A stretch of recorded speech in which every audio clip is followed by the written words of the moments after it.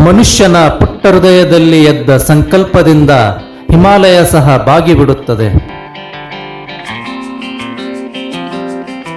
ಸಂಕಲ್ಪ ಶಕ್ತಿ ಇಲ್ಲದೆ ಬಾಳುವುದು ಅವನತಿಯಾಗುತ್ತದೆ. ಸಂಕಲ್ಪ ಶಕ್ತಿಯನ್ನ ಸಾಧಿಸುವುದು ನಿಜ ಸ್ವರೂಪವಾಗುತ್ತದೆ.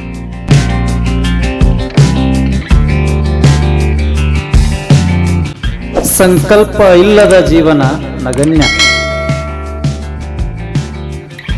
ಸಂಕಲ್ಪ ಒಂದು ಸೃಜನಾತ್ಮಕ ಕ್ರಿಯೆ. ಸಂಕಲ್ಪ ನಿಮ್ಮೊಳಗೆ ಹೊಸ ಶಕ್ತಿಯನ್ನ ಜಾಗೃತಗೊಳಿಸುವುದಾಗಿದೆ. ಯಾರಲ್ಲಿ ಸಂಕಲ್ಪ ಸತ್ವ ಇಲ್ಲವೋ ಆ ವ್ಯಕ್ತಿ ಶ್ರೇಷ್ಠನಾಗಲು ಆಗುವುದಿಲ್ಲ. ಆತ್ಮ ಕೇವಲ ಸಂಕಲ್ಪದ ಮೂಲಕವೇ ಸಿಗಲು ಸಾಧ್ಯ. ಸಂಕಲ್ಪವಂತನಾಗಲು ಸಾಮಾನ್ಯ ಜೀವನದಲ್ಲಿ ಪ್ರತಿದಿನ ನಾವು ಚಿಕ್ಕ ಚಿಕ್ಕ ವಿಷಯಗಳಲ್ಲಿ ಸಂಕಲ್ಪ ಮಾಡಿ ಅವುಗಳನ್ನು ಸಾಧಿಸುವ ಅಭ್ಯಾಸ ಮಾಡುತ್ತಾ ಹೋದಂತೆಲ್ಲ ನಮ್ಮ ಸಂಕಲ್ಪ ಶಕ್ತಿ ಸದೃಢವಾಗುತ್ತಾ ಹೋಗುವುದು.